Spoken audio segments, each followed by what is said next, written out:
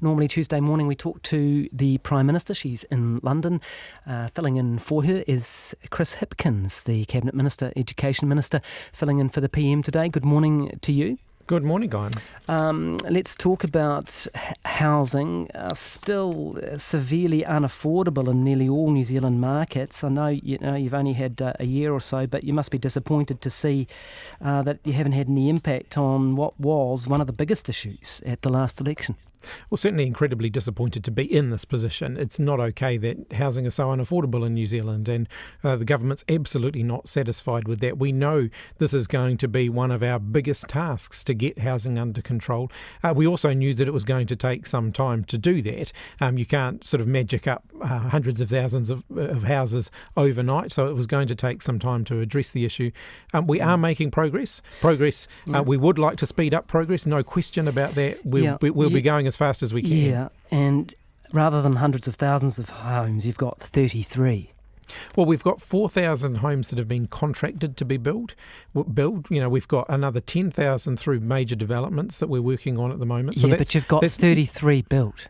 Well, we're 1 year into it, and of course it takes time to build a house. You've got to get the land, you've got to get the consent, you've got to get the design, you've got to get the building. Isn't it? It is slow, but we were always very clear that it was going to be slow in the beginning and that the Kiwi Build program would ramp up, and it is starting to ramp up. We obviously want it to go faster, and we're going to keep pushing.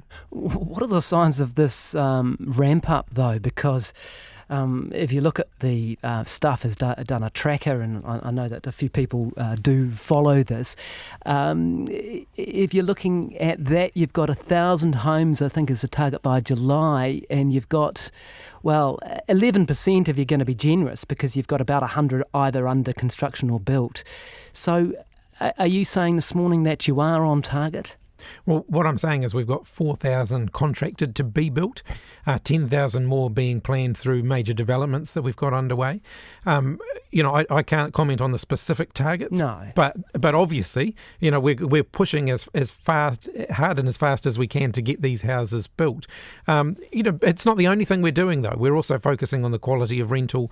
We're focusing on making sure we're doing everything we can to get other housing developments that the government's not involved in underway. There's a lot of work to be done. Housing affordability here, and I appreciate it's not your portfolio, so I'm not going to dig right into the weeds on this. But these are facts that everyone knows. $650,000 is the Kiwi Build cap in Auckland.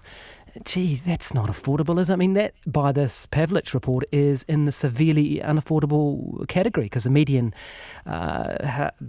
income for a household is about $100,000 in Auckland, a bit less than that. And so that's severely unaffordable itself, isn't it? Well, look, I mean, there's a market here. You increase the supply of houses and you will improve the overall affordability of housing. Does that mean everyone's going to be moving into a brand new home first up? No, it probably doesn't.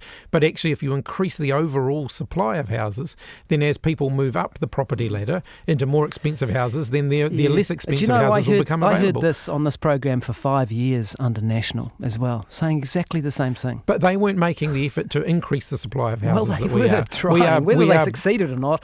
But we are building more houses. Well, you've got 33 built, though.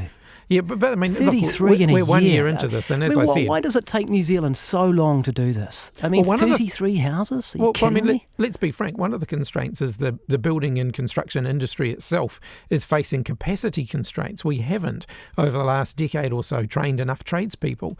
And again, we're working as hard as we can to increase the number of tradies that we're training so that we can actually get the workforce we need to build more houses.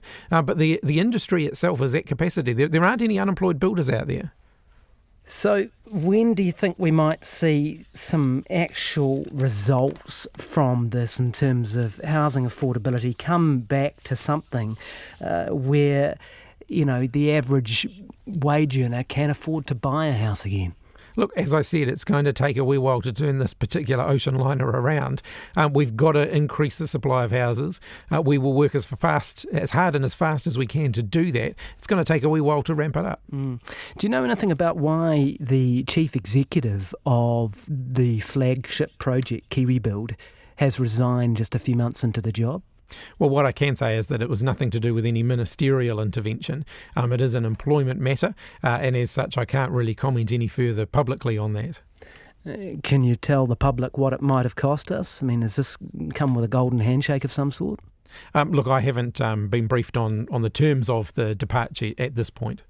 Do you know whether it has a dollar figure attached to it, though? I don't know that at the moment, no.